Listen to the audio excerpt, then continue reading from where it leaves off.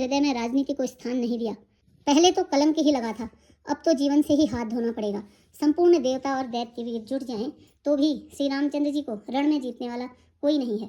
भरत जो ऐसा कर रहे हैं इसमें कोई आश्चर्य ही क्या है। विष की बेलें अमृत फल कभी नहीं फलती। ऐसा विचार कर निषाद राज गुह ने अपनी जाति वालों से कहा कि सब लोग सावधान हो जाओ, नावों को कब्जे में कर लो और फिर उन्हें डुबा दो तथा सब घाटों को रोक दो, अर्थात भरत से युद्ध में लड़कर मरने के लिए तैयार हो जाओ।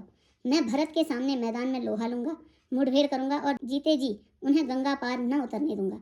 युद्ध में मरण, फिर गंगा जी का तट, श्री रामचंद्र जी का काम और क्षण भंगुर शरीर जो चाहे जब नाश हो जाए।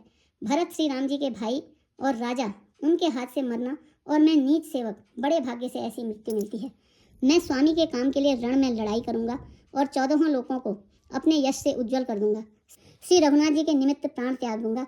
मेरे तो दोनों ही हाथों में आनंद के लड्डू हैं, अर्थात जीत गया तो राम सेवक का यश प्राप्त करूंगा और मारा गया तो श्री सीताराम जी की नित्य सेवा प्राप्त करूंगा।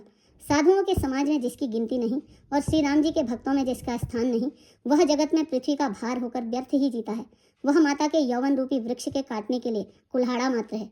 इस प्रकार श्री राम जी के लिए प्राण समर्पण का निश्चय करके निषाद राज विषाद से रहित हो गया और सबका उत्साह बढ़ाकर तथा श्री रामचंद्र जी का स्मरण करके उसने तुरंत ही तरकश, धनुष और कवच मांगा। उसने कहा, हे भाइयों, जल्दी करो और सब सामान सजाओ। मेरी आज्ञा सुनकर कोई मन में कायरता न लावे। सब हर्ष के साथ बोल उठे, हे नाथ, बहुत अच्छा, और आपस में एक दूसरे का जोश बढ़ाने लगे। निषाद राज को जोहार कर करके सब निषाद चले। सभी बड़े शूरवीर हैं और संग्राम में लड़ना उन्हें बहुत अच्छा लगता है। श्री रामचंद्र जी के चरण कमलों की ज्योतियों का स्मरण करके उन्होंने छोटे छोटे तरकस बांधकर छोटे छोटे धनुषों पर प्रत्यंचा चढ़ाई। कवच पहनकर सिर पर लोहे का टोप रखते हैं और फरसे, भाले तथा बर्छों को सीधा कर रहे हैं। कोई तलवार के वार रोकने में अत्यंत ही कुशल है। वे ऐसे उमंग से भरे हैं मानो धरती छोड़कर आकाश में उछल रहे हों।